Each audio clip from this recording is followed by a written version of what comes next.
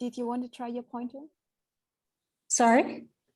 I just asked whether you wanted to try your pointer as well. Okay, great.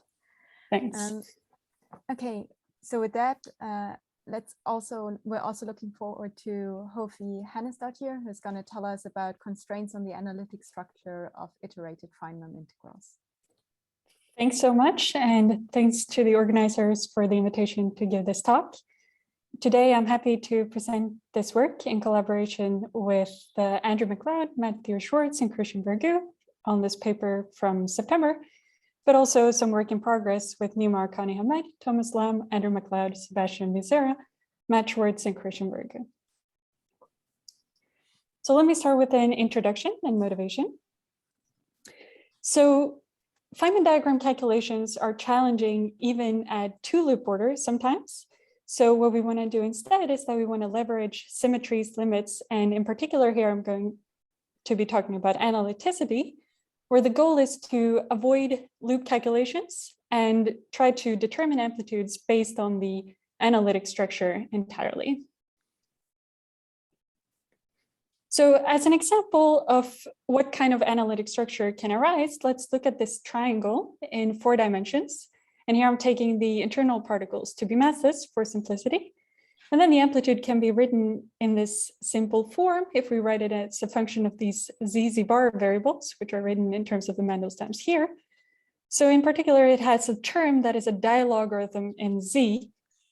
So if we look at the analytic structure of the dilogarithm, then we see that it has a branch point at z equals 1, and a branch cut is conventionally taken to go along the positive real axis starting at the z equals 1.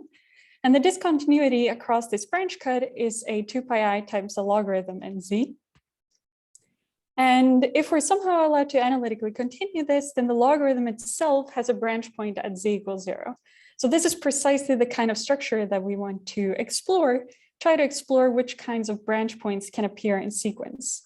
But as you see, this theta function here is problematic. So instead of looking at discontinuities in order to expose sequential branch points, instead we want to take monodromies, meaning that we start at some point and then we analytically continue around the branch point. And the difference between the point that we started at and the analytically continued answer around the branch point is the monodromy. So for the dialog, the monodromy is 2 pi I times the logarithm in z. So we no longer have the theta function, and we can look at the form of the monodromy here, the analytic form. So this is precisely the kind of technique that we want to explore for amplitudes in general, namely, can we exploit this branch point structure to calculate amplitudes more efficiently than doing the explicit loop calculations? So the goals and the outline for this talk are as follows. We want to learn about the analytic structure from first the location of singularities in the space of external kinematics, sequential monodromies around singular surfaces, similar to what we were exploring for the dialogue, and in particular, which ones can appear in sequence. And we want to learn about what types of singularities there are. And in particular, we'll see that we can have logarithmic and square root singularities and look at the branch cut structure. So let's start with discussing where singularities of Feynman integrals appear. They appear when the integration contour in loop momentum space is pinched between 2 singularities. So here, for example, I have 2 singularities that are separated, and the integration contour goes along this real axis of one of the loop momentum variables. And here I can deform the integration contour to avoid the singularities. But if I tune my external kinematics such that these 2 yellow points collide, then I can no longer deform the contour.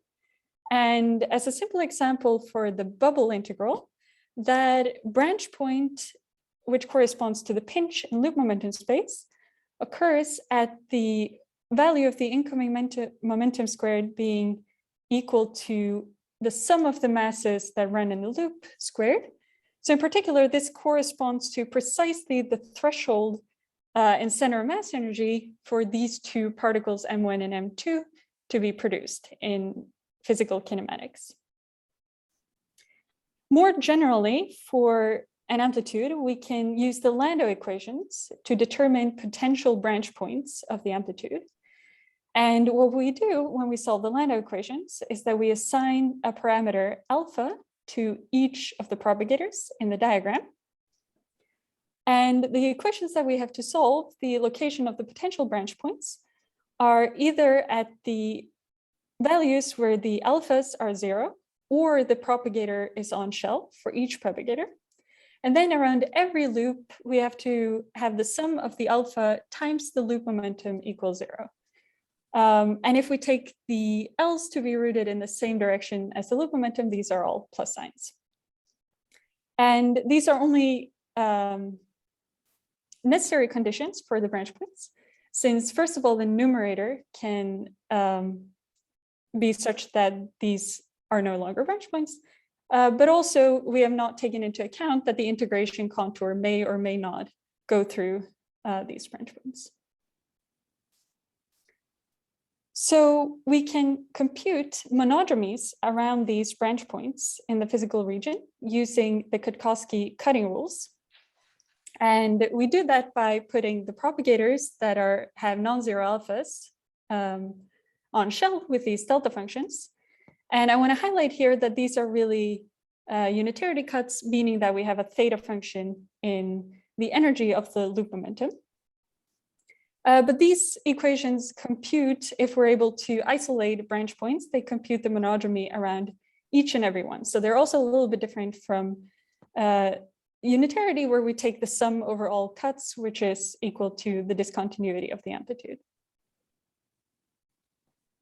So now that we've introduced monodromies and the cutting rules, I want to talk about relations that we can derive between sequential monodromies. So we want to ask the following questions. What are the singularities of monodromies around some singular surfaces that I'm now denoting with L? So once I've taken a monodromy, what are the singularities of the resulting function? And are these monodromies around different Landau varieties related to each other? And which monodromies are 0 when they're taken sequentially, which relates back to the Steinmann relations, which I'll talk about later. So let's first discuss the first point. Where do singularities of monodromies arise? To figure that out, it's the most natural thought is that we can iterate the argument from before, and singularities of monodromies around Landau loci are at the loci where additional propagators are put on shell. And that is often the case, but we can also have singularities of monodromies when loops of Landau diagrams are contracted out. So here, and in general in this talk, I will be drawing these Landau diagrams, which means that here I'm representing, for any Feynman integral, I'm representing the propagators that have a non-zero alpha in the Landau solution that we're looking at. So for example, this sequence here could be representing some singularities of the bubble integral, which is on the far left here, but then we can look at different or monodromies around different Landau varieties. So this G1 would correspond to a monodromy around the bubble variety where 2 of the alphas have been set to 0, and this would correspond to a monodromy around the triangle variety, etc. But in order to look at sequential monodromies, then we need a generalization of these Landau diagrams. And what we do is that we associate each Landau variety with a graph contraction and not the graph itself. So what we usually do is that we usually look at a Landau diagram that we can think about as contracting to a point. So we associate a Landau variety with the diagram, but now we're instead going to look at the Landau variety that corresponds to the contraction. So here, for example, we would look at the Landau variety from the triangle contracting to a bubble. So now that we have these tools, we can ask, is there a relation between taking monodromies sequentially versus directly? So here, for example, I could have the monodromy for any integral that has the triangle as a subdiagram. And I can ask, is there a relation between taking a monodromy around the bubble singularity followed by taking a monodromy around the triangle singularity, compared to taking a monodromy around the triangle singularity directly. And it turns out that there are such relations. And what's important for those relations is that the sequential contraction is of codimension 1. And let me go through that. So here I'm imagining any diagram that contracts to a triangle, and I'm looking at either taking a monodromy around the bubble singularity followed by a monodromy around the triangle singularity. But what's important for this construction is that the composed contraction is of codimension 1, meaning that contracting this triangle down to this point imposes just one constraint on the external kinematics. And here in the codimension 1 case, we'll later see a codimension 2 case. I've drawn the kernels of the contraction, and they're not important for the story in the codimension 1 case, but they will be in the codimension 2 case. So the kernels of the contraction are represented by the lines that are contracted. So for example, the kernel of the contraction kappa 1 is precisely this loop that's contracted in the contraction kappa 1. So what time showed is that when the composed contraction is of codimension 1, or when the Landau loci intersect tangentially, then we have this relation between taking monodromies around Landau locus 1 followed by Landau locus 2. And we can show if 2 corresponds to the bigger diagram, that that's equal to taking a monodromy around Landau locus 2 directly. So let's look at an example of this. Let's do the triangle example. I've written out the expression where I've pulled out some factors of pi's and 2's, but I've written out the expression for the triangle in 3 dimensions. And this D triangle here corresponds to the triangle branch point, while the Y's correspond to the bubble branch points. In particular, Y equals plus and minus 1 are the threshold and pseudo thresholds for the bubble. And I've written this out in a physical region where we can access both the triangle branch point and one of these bubble branch points. And now we can check this relation from the previous slide, that taking a monodromy around the bubble followed by the triangle is the same as taking a monodromy around the triangle directly. So I'll write this out on the next slide, but if we look at this expression here, what happens if I take a monodromy around the bubble is that I'll pick up a minus 4 pi I from 2 of these logarithms if I go around the normal threshold. While if I go around the triangle, all of these logarithms here, all of the squares in the logarithms will change sign, and same for the square root out front. So actually the contribution from all these logarithms cancel, and the only contribution I get is from this last term with the 4 pi I or minus 4 pi I. So we can compute this explicitly and show that the monodromy around the bubble branch point followed by the monodromy around the triangle branch point is precisely equal to the monodromy around the triangle branch point directly. So we can verify this relation in this example. So going to the codimension 2 case, there we can ask, is there a relation between taking monodromies in different orders? So for example, if I have a box singularity here, I can ask, is there a relation between taking a monodromy around one triangle followed by the box, or the triangle where I put another propagator on shell followed by the box? And it turns out that there also is. And here's where the kernels become important. So this is a codimension 2 case, since this diagonal contraction here is a codimension 2 contraction, meaning that it imposes 2 constraints on the external kinematics, while each of these horizontal and vertical are of codimension 1, meaning that each of them imposes 1 constraint on the external kinematics. And this is the case when the Landau loci intersect transversally, then the composed contraction is of codimension 2, and then we can take the monodromies in either order, and we'll get the same answer whether we take the monodromy around Landau locus 1 or 2 first. And since these monodromies commute, the kernels of the 2 contractions have to be the same. So in this diagram here, that means that the blue kernels and the yellow kernels have to be the same. So we can look at an example where this fails. And that precisely comes back to the Steinmann relations.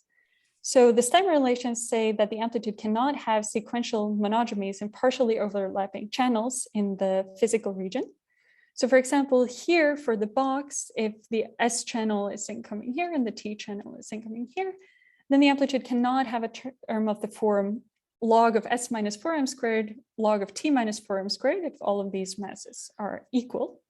And these relations are important for bootstrapping amplitudes, especially in n equals 4, super Yang-Mills theory.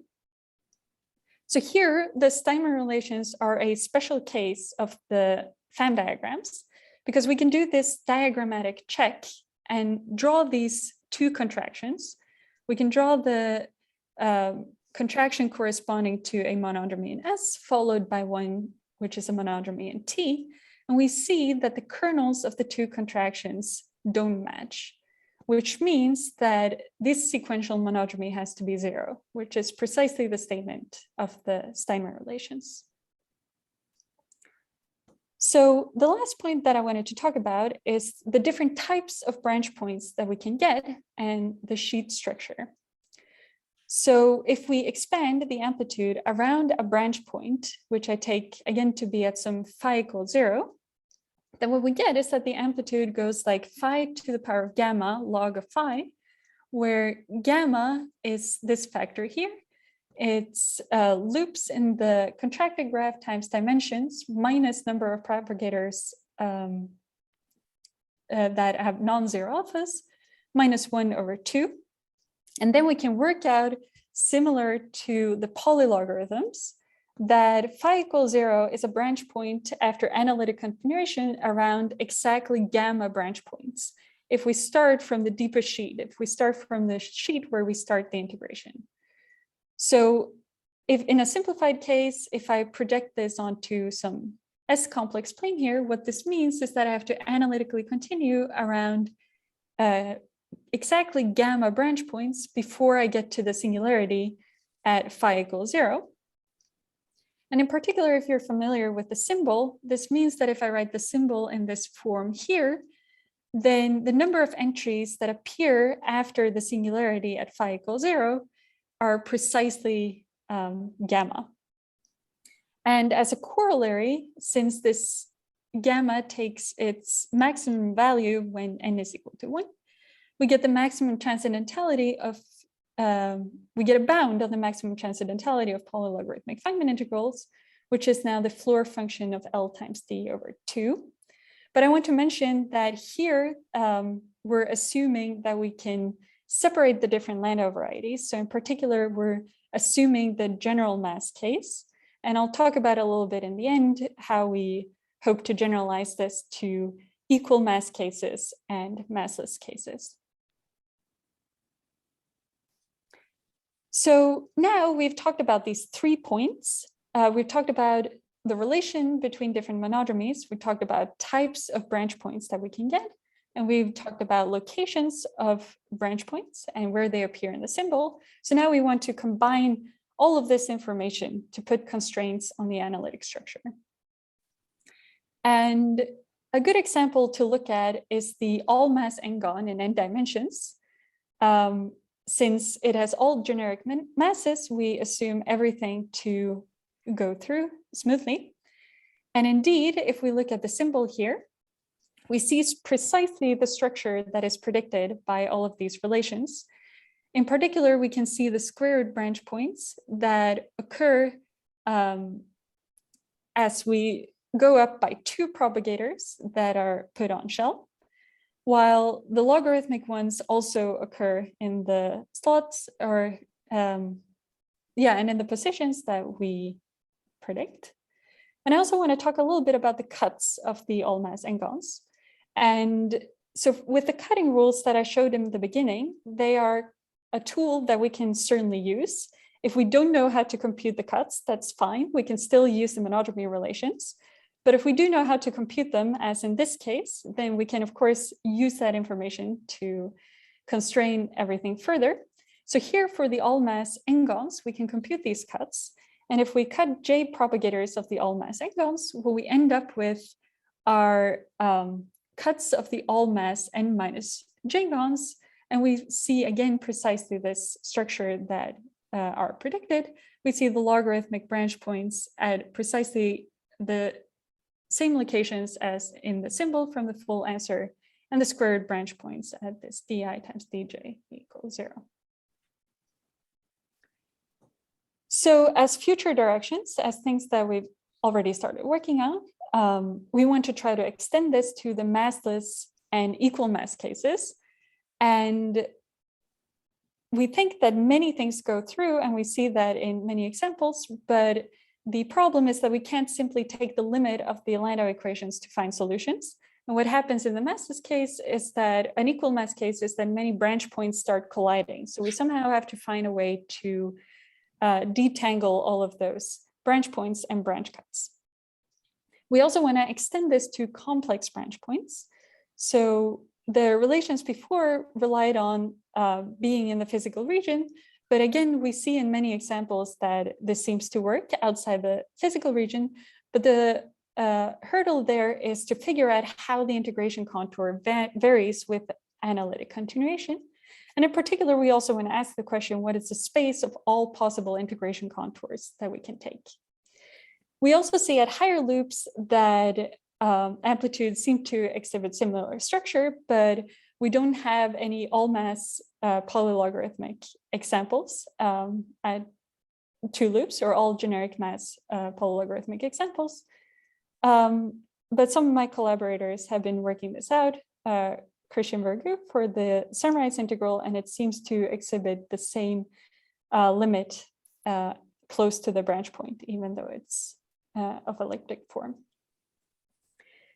So here are the conclusions. Here are what we went through. Singularities of monodromies occur at larger Landau diagrams.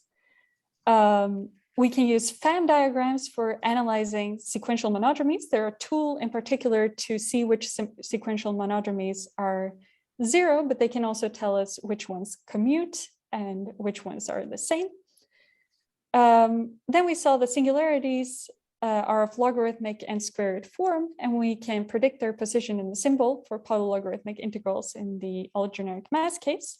But as future directions, we want to extend this to massless particles and complex branch points and other cases.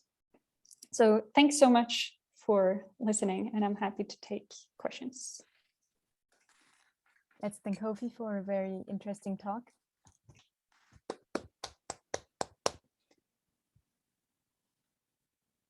Are there questions? Yes, Sasha. Yeah, hi, Hofie. So some of the things that you mentioned, like Steinmann relations or the position of some Landau singularities, are true non-perturbatively. Is there any chance that some of these PHAM's relations are true non-perturbatively? Yeah, absolutely. So the PHAM relations are actually also proven non-perturbatively, given some conjectures on the analytic structure. So he puts forward a few conjectures, for example, that about the analyticity and the location of the branch points that one can work out if you have a Feynman integral. So there are a few assumptions that go into it, and then after that, everything goes through in a similar way. Okay, thanks. You're welcome. More questions? I think there's a question in the chat. Carlos, if you wanted to ask.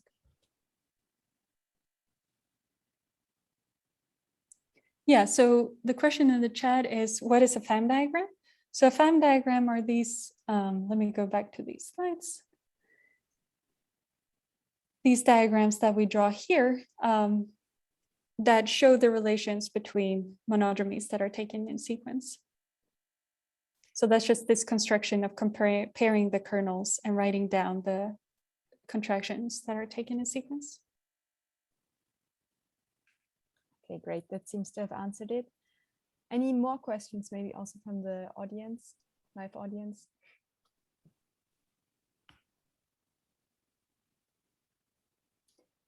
Okay, if not, then let's remember that there's also the Slack channel if you if you find something later that struck you. And maybe we can move on to Andreas.